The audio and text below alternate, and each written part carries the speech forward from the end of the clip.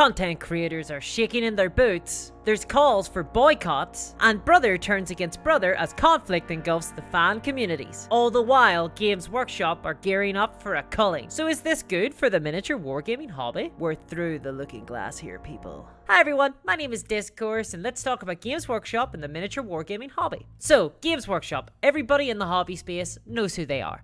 And they basically eclipse any other company in the miniature wargaming space, basically since their inception. And they've always had a bit of a frosty relationship with their fans. On the one hand, you've always had great Games Workshop stores, where local employees have been positively brilliant in my experience. But then you have corporate practices coming from HQ that really squeeze the customer base. And right now, we're seeing another such squeeze, as Games Workshop have started to go after big content creators on YouTube and in other spaces, which is pretty spooky. I have discussed all of this in another video, so link in the description below if you want to check that out. And throughout all of this, a lot of people have discussed the cyclical nature of Games Workshop's practices. That this is standard business as usual for Games Workshop, where they go through a period of malicious corporate practices and then revert back to a more consumer-friendly company. And while I would be inclined to agree that maybe this is a storm that just needs to be weathered for a time and has a limited lifespan, not taking into account anyone who's actually been victimized by this practice, it's kind of lame that the community has to endure the practices of Games Workshop. Like the Seven Kingdoms enduring the rule of a mad Targaryen. When Games Workshop come up with a plan, the gods flip a coin. I think that taken in aggregate though,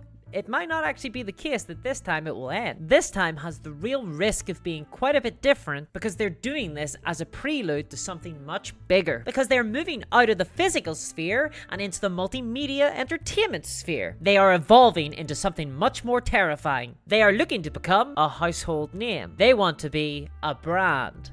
A very popular and mainstream brand. Bear in mind that this is taking place in the context of being one of the biggest and fastest growing companies in the UK, and you can see why Games Workshop will want to be the next Lego or Mr. Muscle.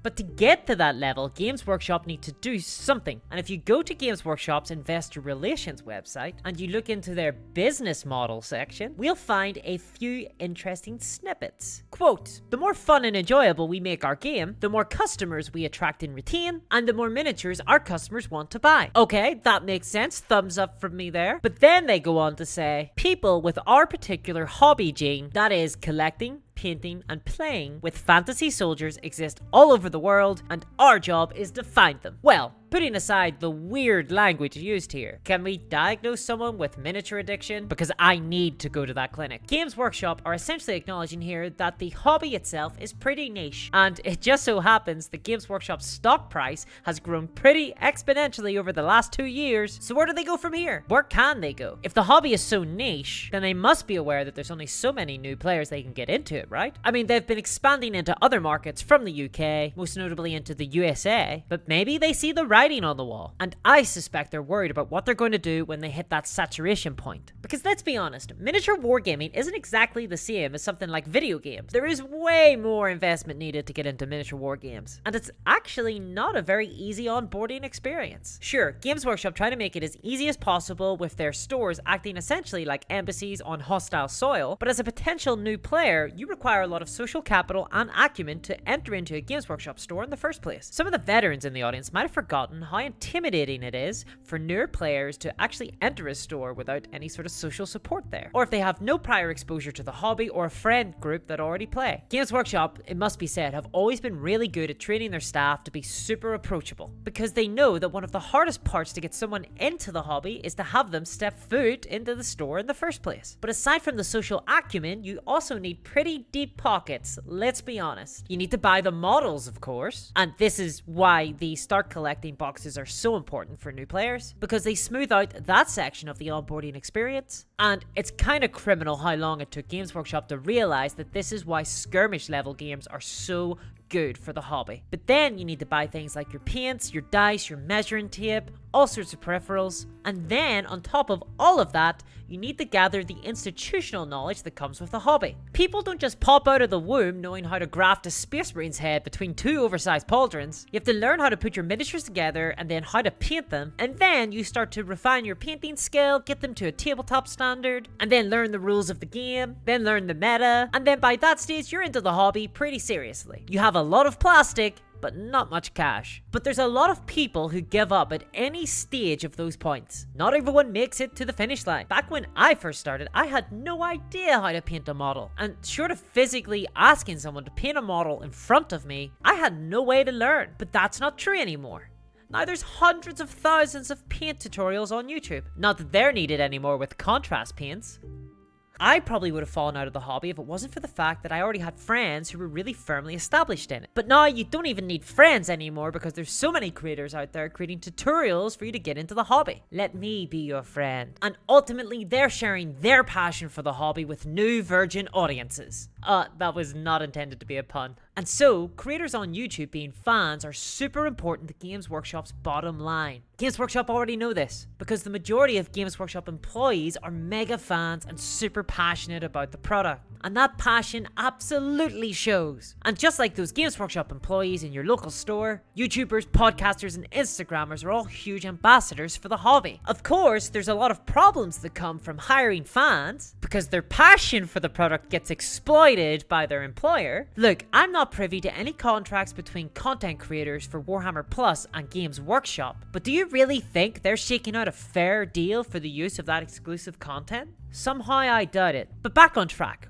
Where do Games Workshop go from a market lead position if they presume they're in a saturated market? If you look at it from the perspective of a nervous executive who's currently looking at graphs of hobby gene havers and not hobby gene havers, this is really weird terminology, then it's really clear. You either draw more blood from the stone that is your consumer base, or you go get more stones. Now, don't get me wrong. I don't think that the market is saturated. I think that the explosion in board games and tabletop role-playing games has shown us that there is a lot more room to grow. And the last 2 years have been pretty big vindication for anyone that's been advocating for the hobby as a whole. Not to mention that most war games are competitive games that require lots of players. There's not a lot of solo games or cooperative war games, and well, okay, I think there's actually enough there for another video, so maybe we'll talk about that another time. But needless to say, I think there's still a lot of room to grow. But it makes sense to me that if they think their customer base is peaking, that they're going to need to do something to make more money. And we've seen some of their latest tactics, such as forced scarcity, but I think going forward, they're actually going to be looking to get out of the hobby sphere entirely. I mean, this isn't entirely new for Games Workshop. They've had the Black Library going for years, and that always felt sort of hobby adjacent, or more like a sideshow. And it was only relatively recently that they began to embrace selling their IP for video game content. And yeah, sure,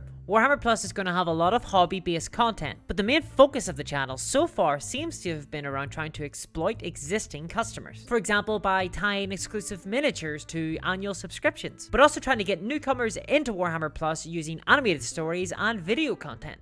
And I can only presume that this is going to be where they really plant their flag and hope that it will lead to more fertile ground in the future that will help get them into the mainstream. And to do that, they're actively sabotaging their own fan base and carving out as much content as possible in order to put it behind the paywall that is Warhammer Plus. They are effectively trying to monetize content that was always free before. And so, they don't just want to cash in on their existing customers now, they want to diversify their portfolio. And so we might just be in the very sharp edge of another spoke turning in the wheel that is Games Workshop, but I do truly believe that the fundamental nature of that wheel needs to be changed, because nevertheless, how is the cycle going to be broken? Well, you gotta break the wheel. Is that a dated reference now? This is the second Game of Thrones reference. I understand that we've all collectively decided to forget that it ever happened, but it still only ended a few years ago, right? But let me ask you a question. If you have a passing interest in the miniature wargaming hobby, are you really going to subscribe to a service like Warhammer Plus? Probably not, right? They may as well be charging for an entrance fee at a Games Workshop store. If it's not letting new people in, what's the point in having the store in the first place? And by locking easy access to Games Workshop content behind a paywall, that means you'll probably go somewhere else to figure out what all this miniature wargaming business is about. Because unlike the high street, where Games Workshop essentially ran out a lot of independent retailers, they don't have a monopoly on the online trade. As mentioned before, the most passionate fans are making the Warhammer content online, and they are ambassadors to new players. But these creators are partisan, and they're exposing players mostly to Warhammer content. But by throwing them under the bus, Games Workshop are only alienating these creators, and therefore guaranteeing that maybe some of the space that otherwise would have been devoted exclusively to Games Workshop products are maybe going going to go to other games. And look, there's a lot of new players in the hobby space recently, and there's a lot of really good games that aren't in the Games Workshop ecosystem. So the central premise of this video: could this be good for the hobby as a whole? For example, Grimdank has become a Battletech subreddit, and yet I acknowledge that this probably has a limited lifespan, but there have been discussions of this perhaps being a permanent feature of the subreddit, or maybe a specific day of the week that's dedicated to games other than Games Workshop products. And look, love it or hate it, there's a lot of people on Grimdank, so maybe all the rage and anger can lead to lasting change. And I'm not gonna lie and say that this is some sort of grand crusade that will completely eradicate the conflict that Games Workshop has with their player base, but maybe by the end of all this, there's some people out there who have tried some new systems that they otherwise wouldn't, because Games Workshop have historically been very good at maintaining a captive audience. They sell you their models, their paints, their brushes, their tape measures, their model holders, their cases, their green stuff, their primers, their other types of paints, their tokens, their merchandise, all at a healthy markup, of course. Gotta pay for that convenience. But there are a lot of specific things around Games Workshop products that aren't really the industry norm. Ignoring for a second that Games Workshop almost have a monopoly on the industry. But for many other games, they present things like their rules for free, they use unit cards for easy access and accessibility, so no flipping through codexes, or I guess most people just use an app now. I'm showing my age here. So by going after their most passionate and ardent fans, they have undermined one of the cornerstone of their own business model. They don't want you going anywhere else, but they're not leaving you a lot of options. And that captive audience has been vital to the success of Games Workshop in the past. And I don't think that they can lock down the internet the way they locked down the high street. I bet there is a lot of people out there who are reconsidering their support for Games Workshop, but are maybe looking into some alternative systems. And if Games Workshop do really lose the plot and start cracking down on lore videos and tactics videos and battle reports, well, yikes. Have you ever heard of a company that's more hostile to its own fan base? Just always remember, the miniature wargaming hobby is not Games Workshop. So maybe this huge act of self-sabotage will actually grow other parts of the hobby. I mean, there's plenty of miniature companies out there who would kill for the sorts of exposure that Games Workshop get routinely. So yay? I just really feel like there's probably quite a lot of people out there who, just like at the end of the village, discovered that there's a whole new world. Now, that is definitely a dated reference. But seriously though, check out this looter game. You get to play an astronaut in space with a gun. Or Blood and Plunder recently ran a Kickstarter where you get to be a pirate. Oh, and Infinity have an entire box set that's just coming out, and do you know what? I think it might be worthwhile running through all of this in another video. So let me know in the comments below if you'd be interested in a rundown of some other miniature games. And if you enjoyed this video, why not give it a thumbs up? And if you'd like to see more content like this, subscribe to the channel for more words in your ear. Thanks for joining me, and I'll see you next time. Bye bye! If Games Workshop want to enforce IP, they should give back what they stole.